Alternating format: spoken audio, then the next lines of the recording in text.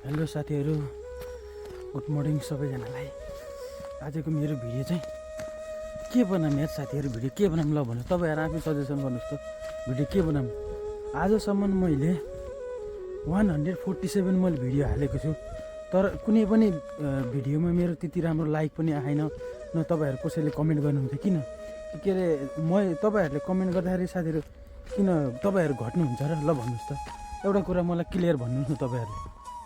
मैले केही पनि म सोच्नु सकेको छैन कि मैले यति मेहनत गरिछु कि तर मेहनत अनुसारको मैले त्यहाँ के अरे मैले लाइक कमेन्टहरू सब्सक्राइब मैले पाएकै छैन कि।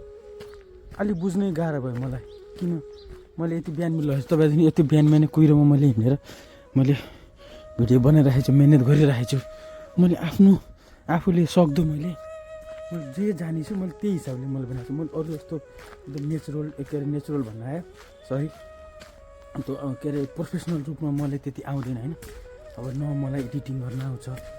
मैले आफ्नो गाउँघरमा भएको नेचुरल चिज देखाइरहेको छु कि मैले आफ्नो घरमा भएको नेचुरल चिज देखाउँदै तपाईँहरूलाई इन्टरटेनमेन्ट दिने कोसिस गरिरहेको छु। तर पनि मेरो भिडियोमा चाहिँ त्यति मलाई भ्युज आए जस्तो मलाई फिल भएन कि।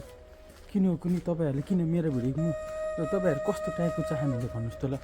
म त्यही हिसाबले मैले भिडियो बनाउँछु। ल हेर्नुहोस्, मौसम चिसो हो, शीत परे तपाईँहरू देख्न सक्नुहुन्छ साथीहरू।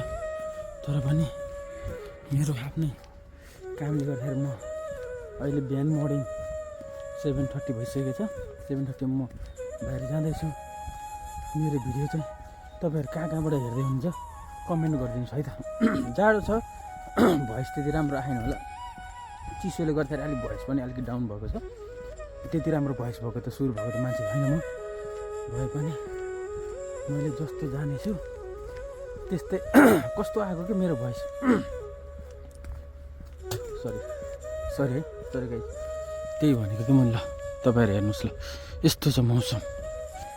ल गाइस, अहिले चाहिँ म यति नै, मेरो भिडियो चाहिँ अहिलेलाई यति नै। तपाईँहरू मेरो भिडियो कहाँबाट हेर्दै हुनुहुन्छ मलाई तल कमेन्ट गर्नु होला, र तपाईँहरू नयाँ हुनुहुन्छ भने मेरो च्यानललाई सब्सक्राइब गरेर जानु होला है त।